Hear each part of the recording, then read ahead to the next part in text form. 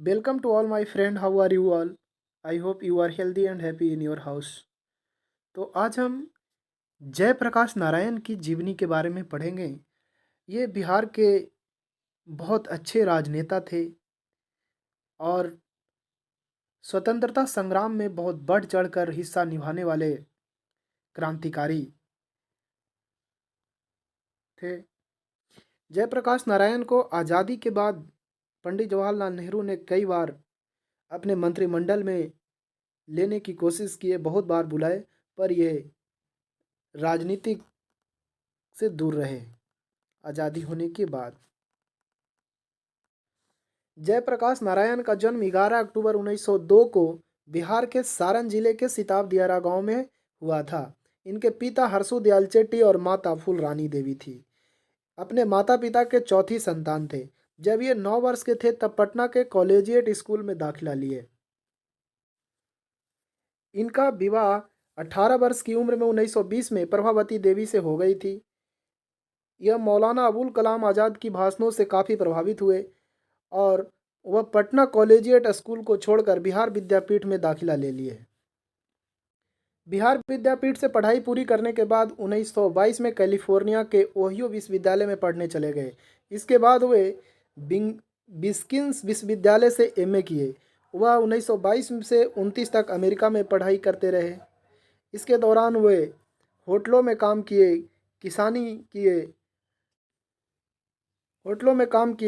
कंपनियों में काम किए और काम के दौरान ही मजदूरों की कठिनाइयों को करीब से जानने का मौका मिला।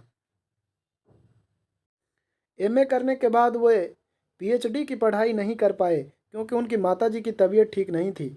इसके कारण भारत वापस लौटना पड़ा। 1929 में भारत जयप्रकाश नारायण वापस लौटे और लौटने के समय जयप्रकाश नारायण के विचारों पर कार्ल मार्क्स का प्रभाव था। भारत आते समय लंदन में कई कम्युनिस्ट नेताओं से मुलाकात किए। जवाहरलाल नेहरू के आमंत्रण पर 1929 ईस्वी में कांग्रेस में शामिल हो गए। यहाँ से इनकी राजनीतिक जीवन की शुरुआत होती है। इसके पश्चात भारतीय आंदोलन में सक्रिय भूमिका निभाई। ब्रिटिश शासन के खिलाफ सविनय अवज्ञा आंदोलन में सक्रिय रूप से भाग लेने पर 1932 में उन्हें जेल में बंद कर दिया गया। उस समय नासिक जेल में राम मनोहर लोहिया, अशोक मेहता, मीनू सानी, अच्युत पटवर्धन, सिक्के स्वामी अन्य नेताओं से संपर्क किए। इस संपर्क ने कांग्रेस के सोशलिस्ट पार्टी में शामिल होने के लिए प्रेरित किया, जो आचार्य नरेंद्र देव की अध्यक्षता में कांग्रेस सोशलिस्ट पार्टी के भीतर वामपंथियों का झुकाव था। दिसंबर 1949 में कांग्रेस सोशलिस्ट पार्टी के महासचिव के रूप में लोगों से अपील की कि दूसरे विश्व युद्ध का फायदा उठाते हुए भारत में ब्रिटिश शासन को रोका जाए और इसे उखाड़ फेंका जाए। इस वजह से उन्हें 9 महीने तक जेल में भेज दिया गया। जेल से बाहर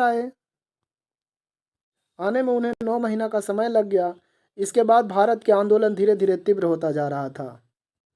8 अगस्त 1942 ईस्वी को भारत छोड़ो आंदोलन की शुरुआत करने का आह्वान किया गया। तब पहले सुबह ऑपरेशन जीरो आवर के तहत महात्मा गांधी और उनके निजी सचिव महादेव देसाई और उनके पत्नी कस्तूरबा गांधी को पकड़कर जेल में बंद कर दिया गया। तमाम नेताओं को पकड़कर उस समय जेल में बंद कर दिए गए। जयप्रकाश नारायण को पकड़कर हजारीबाग जेल में बंद कर दिया गया। डॉक्टर राजेंद्र प्रसाद को पकड़कर पटना के बांकीपुर में बंद किया गया। जयप्रकाश नारायण अपने सहयोगियों के साथ जेल में बंद थे। 8 नवंबर 1942 ईस्वी की रात हजारीबाग सेंट्रल जेल से दीवार फांदकर भाग गए और वहां से वे नेपाल चले गए। नेपाल जाकर आजाद दस्ता का गठन कर लिया, जो भूमिगत रूप से काम कर रहे थे। आजाद दस्ता के आंदोलनकारियों को विस्तारित करने लगे तथा प्रशिक्षण देने लगे। कुछ महीने बाद सितंबर 1943 ईस्वी में ट्रेन से यात्रा करते समय पंजाब से गिरफ्तार कर लिए गए और अंग्रेज अधिकारियों ने काफ़ी यातनाएं दी। 1945 ईस्वी में लाहौर से आगरा जेल स्थानांतरित कर दिए गए। गांधी जी ने ब्रिटिश सरकार के बिना शर्त राम मनोहर लोहिया और जयप्रकाश नारायण को रिहा करने की बात कही। अप्रैल 1946 में जयप्रकाश नारायण रिहा हो गए। अब 15 अगस्त 1947 ईस्वी को भारत आज़ाद हो गया था।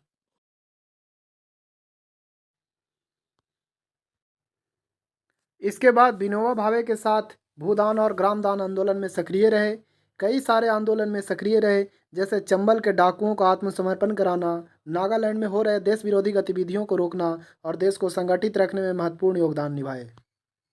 बिहार में 1974 में छात्र संघर्ष समिति के द्वारा आंदोलन चलाया जा रहा था, जिसमें छात्रों के कहने पर इस आंदोलन में भाग लिए और इसमें छात्रों से दो शर्त रखे थे कि एक अहिंसक रखे रहना और दूसरा कि इस आंदोलन को हम दिल्ली तक ले जाएंगे। इसी शर्त पर इस आंदोलन को साथ दिए और ये आंदोलन दिल्ली तक पहुंच गया, जिससे इंदिरा गांधी की तख्ता हिल गई थी और 25 जून 1975 को देश में आपातकाल लागू हो गया और इनको पकड़कर जेल में डाल दिया गया। 1976 में फिर से इनको रिहा किया गया और 1979 में इनकी मृत्यु हो गई। मरणोपरांत इन्हें भारत रत्न से सम्मानित किया गया। तो धन्यवाद दोस्तों, ये वीडियो कैसी लगी आप हमारे कमेंट बॉक्स में ज़रूर बताएंगे। अगर अच्छी लगी तो आप हमारे चैनल को सब्सक्राइब करेंगे, शेयर करेंगे।